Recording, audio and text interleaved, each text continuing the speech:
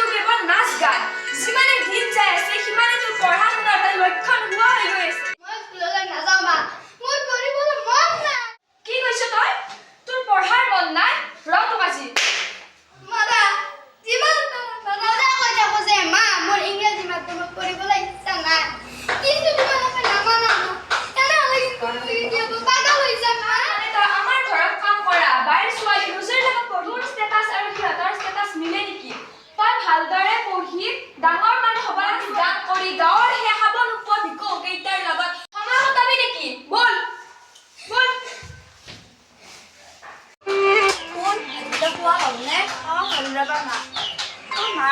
আমি সদায় নিমখ তেলেৰে ভাত খাব লাগিব নেকি কিয় হয় জানা কৈছো যেতিয়া এনেদৰে খাব লাগে যেতিয়া তই পঢ়ি শুনি ডাঙৰ মানুহ হবি মই সিহঁতৰ দৰে খাব পাৰিবি পিন্ধিব পাৰিবি আৰু ভাল ঘৰত থাকিব পাৰিবি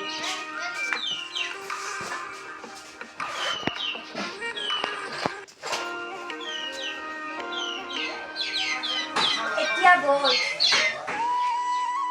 মা এটা কথা ক'ব পাহৰি গৈছোঁ কি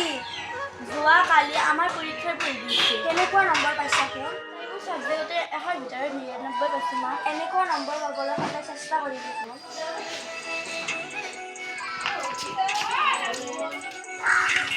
নটা বাজিল নেকি অঁ মা 9টা বাজিল মই ৰিজাল্টটো চাই লওঁ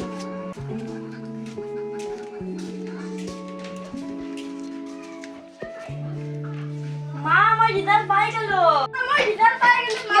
কিয় ডিষ্টিংশ্যন পাইছোঁ মা ডিষ্টিংশ্যন মোৰ আজি সকলো কষ্টৰ তই সাৰ্থক কৰিলি শুন তোক লৈ মোৰ লগতে গাঁৱৰ মানুহৰ গৌৰৱবোধ হ'ব মা মোক আশীৰ্বাদ দিয়ে যাতে আগলৈ আৰু ভাল ৰিজাল্ট কৰিব পাৰোঁ শুন তোৰ লগত মোৰ সদায় আশীৰ্বাদ আছে কান্দিব নালাগে ইমান টকা পইচা খৰচ কৰি প্ৰতিটো ছাবজেক্টতে টিউচন দিয়াৰ পিছতো তই এই ৰিজাল্ট কৰিছ কিজানি আমাৰ ঘৰত কাম কৰা বাইৰ ছোৱালী ৰজিয়ে আজি কি ৰিজাল্ট কৰিছে ওলাই যা খুৰীদেউ তাত কিয় নকয় নালাগে